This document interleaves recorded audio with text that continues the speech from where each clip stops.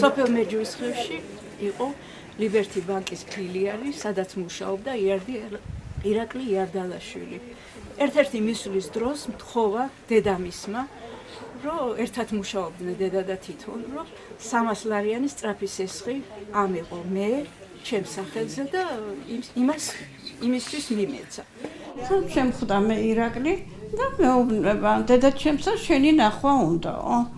და გამიკვირდა რაშია საქმე მეთქი.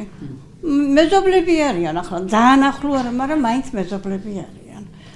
მე შემხვდა დედამისი. დედამისი მეუბნება რომ ირაკლი დაეხმარეო. კი, მაგრამ რა ჭირს ირაკლი და ჩემგან დასახმარებელი. აი რაღაცა ცოტა ვალები აქვს და პენსიიდანაო გაუწია გარეშიო. ხალო მე პენსიის მეტი არაფერი არ მაქვს. მარტო ხელა ვარ. და როგორ დავეხმარო მე? ირაკლი იარდალაშვილის დაუკეთებია ჩემს გარეშე 25-იანი სესხი. ესე მეთვე გავიდა, მეთქი დაიღურა. იმას 3 თვე კი არა, გაუკეთებია 12 თვე. მთხოვა 3 თვით მთხოვა და პატივიეცი რა ვიცი, კარგი ხალხი იყვნენ და წუდები გამოდგნენ. 3 თვით მივეცი მეთქი ისა სესხი. მე როგორც მან და ეგ იყო ბანკი. მან ვიღებდით პენსიას და მივედი ახალ მოლარესთან. და იმანაც ეგრე ამოიკითხა და არა გაქვს ვარ გეკუთვნის ამთვის პენსია. როგორც ვარ მეკუთვნის მეთქი და ამომიკითხა. რომ 18 თვისა გააქვს გატანილი. ლამის გული გამესკი და ვიძახე რა გავქნა. არა და მე მითხრა რომ 300 ლარი მითხრა. 3 თვისაც არ მითხრა. დედა ოღონდაც 300 ლარი მას ესხავ და მე თქვი ახლა შინაური იყო მაგუბანში ვარ გაზრდილი მეცა და მე პენსია რომ მოვიდა მოდიოდა მარშრუტკითა და მარშრუტკაზე ვიღებდი ხოლმე პენსიას. ერთხელაც არ მოვიდა მარშრუტკაი და ძალაუნებურად მომიხდა მაგათან მისვლა. მივედი ძალიან ბევრი ხალხი იყო და სახში რაღაც აი პრობლემა მქონდა და აი მე რა ვქნა მეთქი ამოდონა ხალხს და როდის გაიწუმრებ რომ სახში მეჩქარება მეთქი და დადაო საბუთებიო და მე თვითონ აკირებო. მეც იმდენი ვერ მოვიფიქრე ამის წინა დღეებში ეს ამბავი იყო და დაუტოვე. მე მგონია რომ ამიღო ჩვეულებრივ და მომიტანა სახში პენსია. მეორე თვეს რომ მოვიდა პენსია და მე არაფერი არ ვიცი. მივედი ჩავდექი რიგში.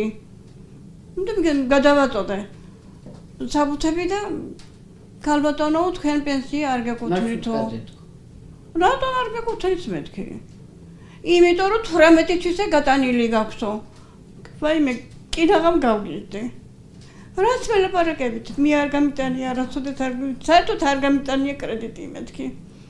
მიბრძანდი თუ არ არის სიარითო საქმეიო. მოტადელი მივადი მე დედამის მაღაზიაში და დაუწყე ჩხუბი რა გამიკეთეთ თქვენ ეგა 3 თვის მაგივრად თქვენ 18 თვე გაგიკეთებიათ. არა ნუ გეშინიან აგინაზღაურებთ ესე გიზავთ ამასობაში ჩამოვიდა თბილისიდან. არც უთქვია ჩვილო ვინ იყვნენ. 2 ბიჭი იყო რა ვინ იყვნენ ისინი ალბათ ბანკის მმართველი არ ვიცი ვინ იყო და მოყვა ჩვენი ბანკის მმართველიც გიორგი პირიგაშვილი.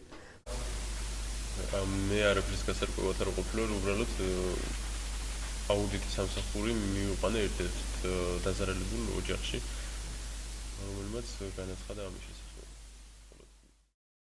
ხო და რომ მოვიდნენ მითხრეს რომ იზობაბო დაგიწერე ახლა შენ როგორ მოხდა როგორ განადგიყო და როგორ მოგატყუა. მე არ უწერდი შვილო ჯერა მე უთხარი ახლა ჩემს სოფლენ მე მითხრეს რომ ჩვენ მოვიგდებით მეთქი. მე მითხრა რომ იზობაბო ესე იგი შენ ეგენი ვერ აგინაზღაურებენ, იმიტომ რომ ეგენი მოხსნილები არიან ორივე და ჩვენო მაგადგან ავინაზღაურებ და ჩვენ თქვენ აგინაზღაურებთო. ხო და ისა მაინც არ დავაწერნე. მე ავედი და დადიოდნენ სხვებთანაც აწერნებდნენ და ხალხი იყო ქვეყანა და მითხრეს რომ აი იზობაბო ხო ხედავ ამოდენი ხალხი არამე და დაგიწერე თორე ის ბოლოს ინანებ. ალბათ დაუწერე მეც შვილო ეგრე რომ ესე იგი 3 თვით ჩემ თანხმობით მოხდა. მაგრამ დანარჩენი ჩემ ნებართვის გარეშე გააკეთა. მე რა მოხდა მე აუდიტის სამსახური ხო ჩამოვიდა. და იმან დაგვაწერინა. განცხადებები დაგვაწერენ. ავე ხუროშვილი ვინ არის აუდიტის სამსახურისა, ბანკის უფროსი არ ვიცი, მათ სახელზე დაგვაწერენ. დავწერე მე რა გავბრასდი, აი თაღლით ურად მომატყუა მეთქი და ასე იმას მექნა. 300 ლარის მაგივრად ამდენი გამოიტანა და 20 მეთქი დამეხმაროთ. თვითონ გვიცხრეს. დაგვაწერინეს. მე რომ ეგ საქმე ცოტა ხანს ჩაწყნარდა.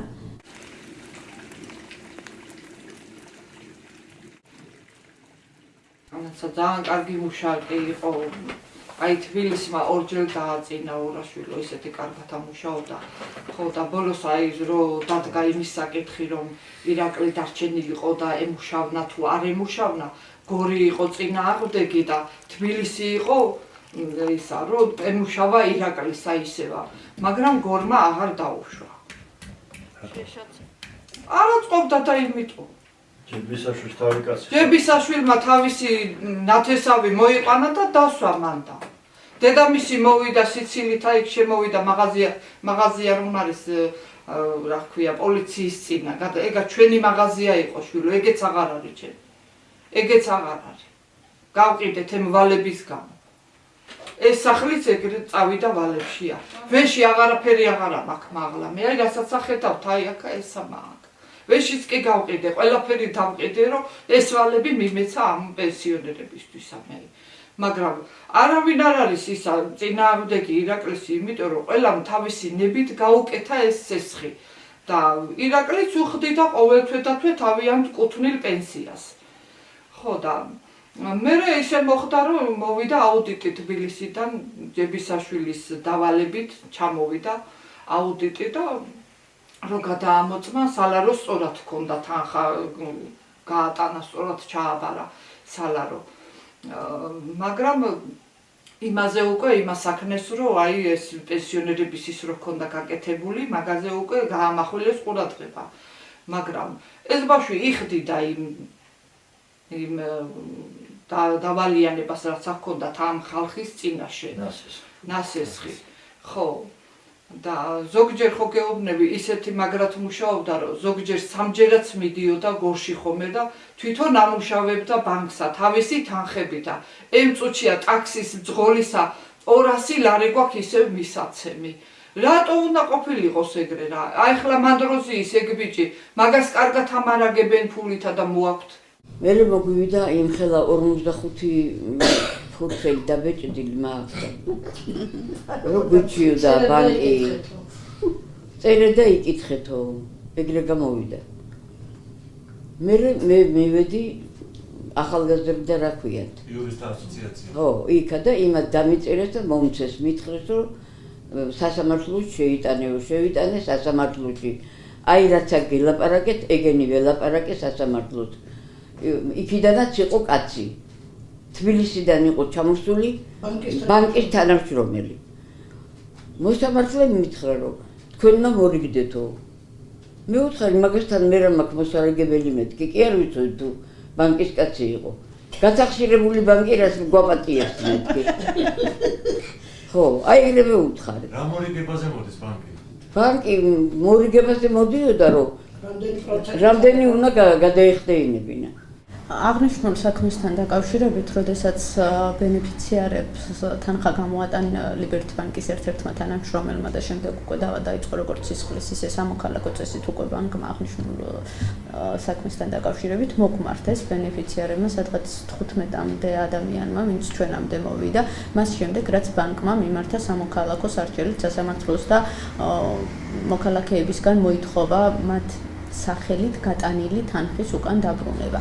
ჩვენს მიერ შედგენილი იქნა შესაძლებელში დაყენილი იქნა შუამდგომლობა, რომ გამოთხოვილი იქნეს სისხლის სამართლის საქმე, რადგან თითოეული მათგანი არის დაზარალებულად ცნობილი. ვინაიდან ისინი მოტყუებულები იქნენ, ანუ მათი ნდობა გამოყენებული იქნა ბანკის თანამშრომლის მიერ ბოროტად და მან თავის სასარგებლოდ გამოატანა აღნიშნული თანხები, შემდგომ კვლავ გრძელდებოდა მათ მიმართ სიცრუის ილუზიის შექმნა, რომ აღნიშნულ თანხებს ფარავდა თვითონ ეს პიროვნება და ბანკს მათთან ანუ დაზარალებულებთან არ იქნებოდა პრეტენზია, მაგრამ როდესაც შედეგი დადგა და ფაქტის წინაშე აღმოჩნდა, რომ ბანკმა მოქალაქეებს პრეტენზია უკვე სამოქალაქო სამოქალაქო წესით წაყენა. აღსანიშნავია ერთი მნიშვნელოვანი ფაქტი, რომ ძირითადად ამ შემთხვევაში დაზარალებულები უმეტესობა ვინც მოგმართ არიან პენსიონერები, რომლებსაც აღნიშნული თანხის დაფარვა გაუჭირდებათ, არ შეუძლიათ მათი სოციალურ-ეკონომიკური მდგომარეობიდან გამომდინარე. ასევე სარჩელში, თითოეულ სარჩელში აღნიშნული გვაქვს, რომ მოხდეს საქმეების გაერთიანება, რომ სასამართლოსთვის ნათელი გახდეს, რომ არ არის ერთი და ორი პიროვნება და ასეთი არის ათობით ადამიანი. აქედან გამომდინარე, იმედს ვიტოვებთ, რომ სასამართლო დაადგენს იმ ფაქტს, რომ მოქალაქეები მოთხოვებულები იქნენ და მათ არ დააკისრებს ბანკის მიერ მოთხოვნილ თანხას, თუმცა აქვე მინდა აღვნიშნო ერთი მნიშვნელოვანი ფაქტი არის ისიც, რომ აღნიშნულმა პირებმა პოლიციაში განაცხადეს და დაწერეს, რომ პრეტენზია არ გააჩნიათ იმ პიროვნების მიმართ, ვინც მათი სახელით გამოიტანა აღნიშნული თანხა. ესეც რა თქმა უნდა ბანკის სასარგებლოდ და მათ საწინააღმდეგოდ მოქმედებს, იქიდან გამომდინარე, რომ მათ თავის თავზე აიღეს იმ მცირე განცხადების საფუძველზე აღნიშნული სესხის დაფარვის ვალდებულება. მაგარი დამარწმუნა იმაში, რომ ბანკში ჩააბარა ფული. ის ფული მეც მომეც. აი ეგრე რომ შემხვდებოდა მაგას მეუბნებოდა. მე ერთ დღესაც გამოვიდა ჩვენთან აი 2 კილომეტრად ხოლმე. მანქანითა თვითონა და თავის ქმარი რომ ოღონდაცაო მეხვედა წამოდიო იქაო გამომძიებელია მოსული. აი როგორც ამათე ისე მე რომ ჩემი შვილის ციხეში იმითი რა შენ რა დაგაკლდება შენაო ხო გეძლევა მოგეცემა შოულებრივო იმ ერთი თვისასო იმასაც მოგცემა. ოღონდაც არ დაიჭირონო რა. პრეტენზიებს და ბაბა ერთადერთი შეკითხვას გვაძლევთ ის სტატის მთვარელიძე. პრეტენზია ხო არა გაქვთ ირაკლის მიმართ. ახლა ამ ერთი თვისასაც მოგცემთ მეუბნება და დანარჩენი მეძლევა და რა მომემატებოდა მე ხო არ ვიცოდი თუ ისინი გვაძლევთ. და არა მაქვს მეთქე პრეტენზია მეძლევა მეთქე. აი ეგ იყო და ეგ მეთქე. როგორ დაიწყო საუბარი? ხო აი მე ირაკლის თაობაზეო და რა ვიციო კაცო ესეო კარგი ბიჭიაო კარგი ოჯახიაო ისე ნიარიანო და რა მოუვიდა თო რა მოხდაო იმისთანაო რავი ახლა თქვენო უჩივი ხართო რო უჩივო და დაიჭირონო ისაო თქვენო რა შეგემატებათ რამეო ვინა თქვა ეს? იმან მთვარელიძე და მერე ფუძელი და პასტა გადმოიღო? ხო დაწერა და გადმოიღო და მე იმ გამომძიებელმა რატო არ გამარცხილა რომ მე მქონდა ბანკთან საქმე არ გამარცხილა და ეხლა რომ ვკითხეთ იმ გამომძიებელსა მეც არ ვიცოდიო მას ვით გამომძიებელი იყო თუ იმან არ იცოდა ბანკთან ჰქონდა საქმე თუდა აი რა უფლებით დაიწყო ამაზე საუბარი გამომძიებელმა? გითხრათ რომ ამ საქმეს ვიძიებო ესე რამე გითხრათ? არაფერიც არ თქვა. პირდაპირ შეგვეკითხა რომ ირაკლის უჩიოდით თუ არა. ეგ იყო მაგის შეკითხვა. ო. კითხვა იმ იარდელაშვილ ქეთინომ რომ ჩვენაო ყველაფერი საქმეები გავაწყოთო, გავაკეთეთო, თქვენ არავინ არაფერს არ მოგთხოვთო, არავინ არ შეგედავება. ხო და რომ მიხვედით სადმე სად შეხვედით რაღაც პირველ საფუძო მეორე. ხო აი მობდანდით და ბდანდით. რავი ვინ იყო არ გვარი მახსოვთ არ მარც ვიცოდი რა ვინ იყო არ ვიცი.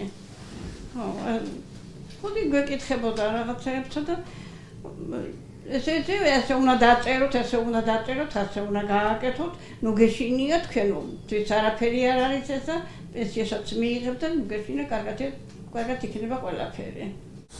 დიახ, ზუსტად ეგ არის აღნიშნული სარჩელში, რომ იქიდან გამომდინარე, რომ თქვენ პოლიციაში დაფითხვის დროს განაცხადეთ, რომ არანაირი პრეტენზია არ გაგაჩნიათ პიროვნების მიმართ, აქედან გამომდინარე, თქვენ ხართ ვალდებული დაფაროთ აღნიშნული თანხა. თქვენ რომ ასეთი განაცხადი არ დაგეწერათ, ასეთ შემთხვევაში ჩვენ გვრჩებოდა უფლება გვედავა იმ პიროვნებასთან. ასეთია ბანკის პოზიცია სარჩელიდან გამომდინარე. ქეთინო იარდანაშვილი და თავისი მოუღლი თუ ჩემთან მარშრუტით მოვიდნენ.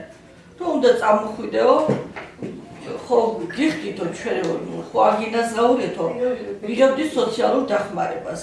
სამნი ვიღებდით, სამნი ვართ ოჯახში და ყველას რაღაც პრობლემები მქონდა. მე ნევროზით, დეპრესიით მქონდა, რაღაც ტრამვა მივიღე მეუღლის გამო, შვილსაც მარჯვენა ხელი ტრამვირებული აქვს. და ჩემ ქმარს განგრენა აქვს 3 თითი მოჭრილი აქვს და ერთ-ერთი 3 ოპერაცია გაუკეთეს ზედიზედ ყოველ დღე და ძალიან დეპრესიაში ვიყავი, ძალიან იმოქმედა ჩემზე. და მეხვეწებოდნენ რომ წამოდიო ჩვენთანო, უბრალოდ რაღაცებში გეკითხებიანო, შენ არაფერი ანაზღაურებული გაქვს ყველაფერიო და შენ არაფერი არ შეგეხებაო. წამოდიო, წამოყვაო. მე ვიცი და არ შემიძლია, აი ტანსაცმლის გამოსვლაც არ შემიძლია მაპატიას მეუბნებოდი. კაიო, მაშინ ხვალ მოვალო, თო მეორე დღეს შაბათი იყო და ხვალე 11 საათზე მზად დაგვდიო და ხვალ წამოდიო. მეუბნებოდი, არა, არ შემიძლია, გამიგეთ, არ შემიძლია. მთელი უბანი თავზე მეხვი, აი ეს ქალბატონიც იქ იყო მაშინ ჩემზე.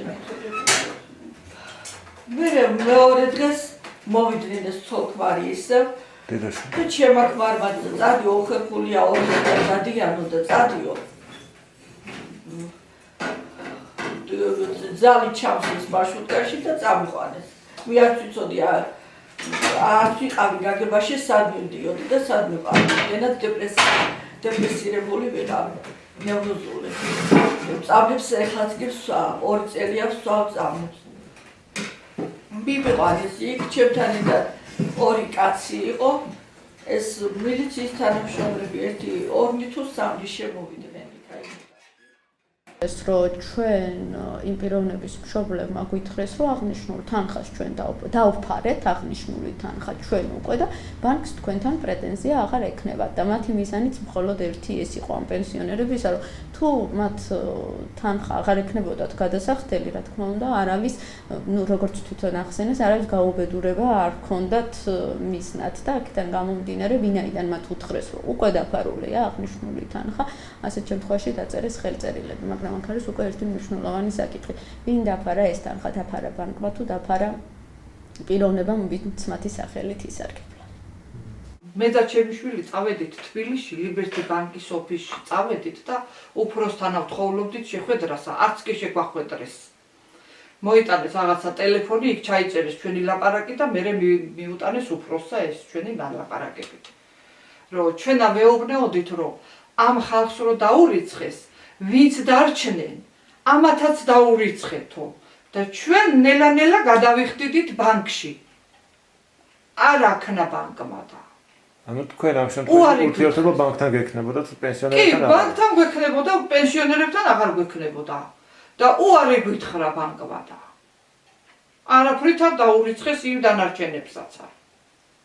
და რახან დაურიცხეს იმათა გამეხარდა რომ დაურიცხეს, მე ვიფიქრე ის მოგება რო იყო მეთქი 25000 იქ შეიჭრა ხელი ალბათ ბანკმა მეთქი და ამ ხალხს დაურიცხა ის 25000 მეთქი. მე ეგრე ვიფიქრე და თურმე უკან ართმევს კიდე დანამატითა. აქა ესა ერთი და ორი გაკეთებული არ არის შვილო. აქა ვიღაცა დიდი ძაღლი ურევია. თორე ეგა რა კლასი ცოდნა არ აქვს და როგორ გააკეთა დედაშვილმა ეგრე უცოდინარები არიან. ვინ მუშაობს აქაური პოლიციაში? აქაური იქნებიან არ ვიცი შვილო რა ვიცი. იზო მუშაობს თუნე. მა პოლიციაში აქაური მუშაობს თუ არ არის რა აბა ვიცი რა. არის ის უბნელი. ხო და თქვი შენ უბნელი არავინ არ არის. შენ უბნელი რა შუაშია შენ ძალიან კარგად იცი რომ პოლიციაში მუშაობს თუ არა ჩვენებური ვინმე. მე შვილო ვეღარ დავდივარ აი მასთან შევარ ეკა დაბლა. და შეხედვართ ორივე ხეიბრები. მე პროკურორთანაც ვიყავი ბებო. ვისთან? ნანასთან ხო არა? არა, ბიჭია. ვაიმე, გადამავიწყდა გვარი. ვიყავი და მითხრა რომ ეგ ყველაფერი ჩემი ნათქვამი ხო იწერება კომპიუტერში წამიკითხეს. ეგრე იყო შვილო, მე ხო ვერ გადავთქვა მეთქი. ხოლო ამ მეორე ქალი რომელიც აქ არ არის ისა მივიდა მაგ აი ვინც ხელი მოგვაწერნა მთვარელიძესთანა და მაგისთვის ვთქვია რომ უნდა გადავთქვათ ჩვენებაო ციხეში დაგიჭერენო რავი აგე როგორ დაგვიჭერენ ციხეში რამდენი ხანია ასამართლებენ ხალხსა და სხედან და იმათ და აღარ გადავთქვათო?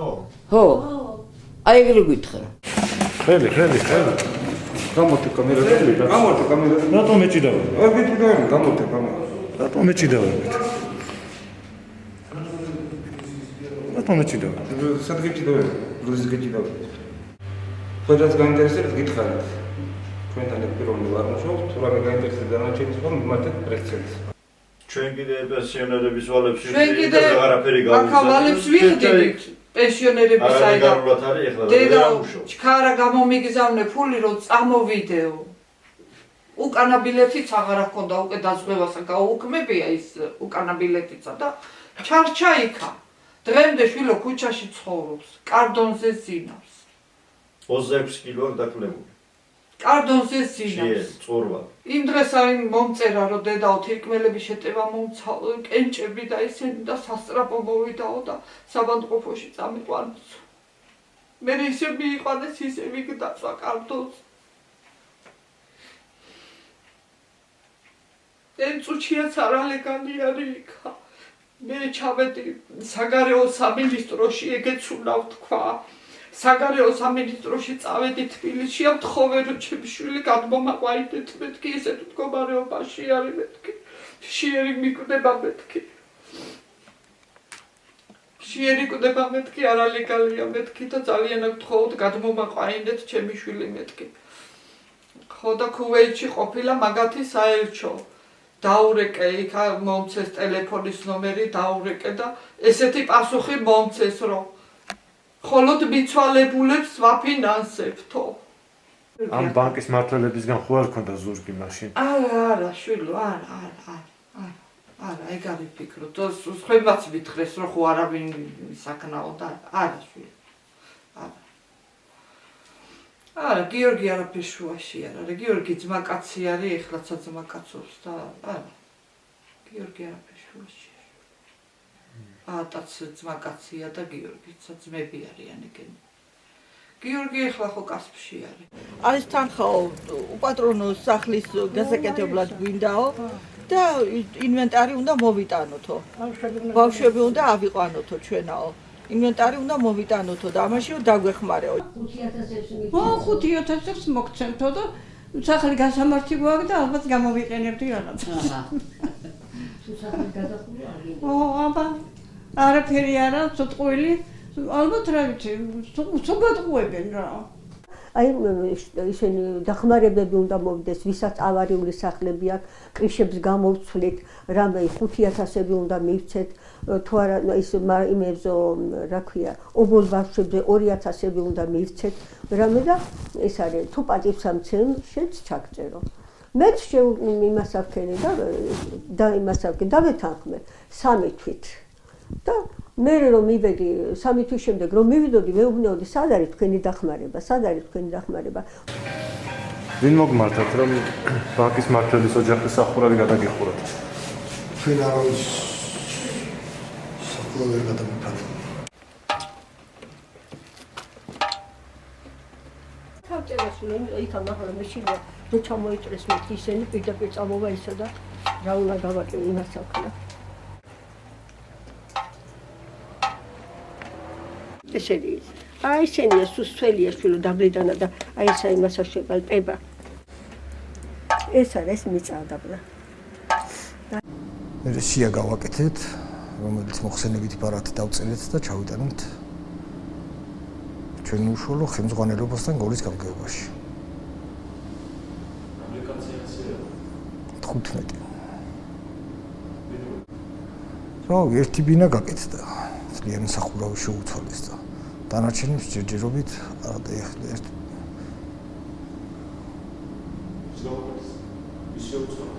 ბაატა კოდოშვილი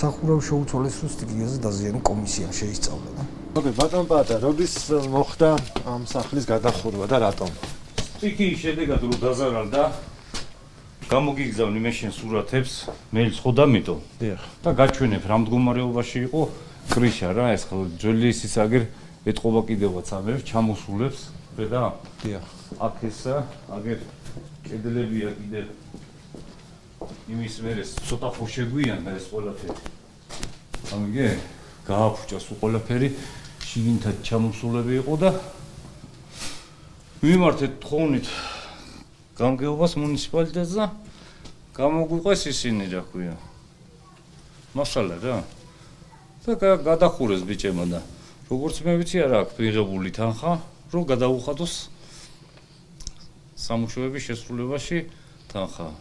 თქვენ ხო არ აქვთ ხოლმე ეს კომპანია გადახურვა? არავით არ. არც ერთ თეატრს. ხომ არ ესეთი გავლენა ხომ არ იყო თქვენი შვილები რომ მუშაობენ? არა, აბა რა სისულელი. არა, არანაირი. არც ასწნობენ დღეს რო ჩახვიდე და იმ კომისიის წევრებს შეეკითხო, ვინ არის ის არც ასწნობენ. რა ვიცი, ადა კუდაშვილი საგზაოზე მუშაობს. შვილები ერთი შინაგან საქმეთა სამინისტროში, მეორე ბაღში. რა არის მეთქი რა დაინახე მეთქი და აი ეს მქონდაო, ხისი ატაკი მქონდაო. ხისი ატაკი მქონდაო. მეოთხარი სახლი აღარა მაქვს, კარი აღარა მაქვს მეთქი და ხისი ატაკი სხვისი ჩამიწერე მეთქი. ჩვენ პენსიონერები რომ უძლურები არიანო და რა უნდა ვქნათ აბა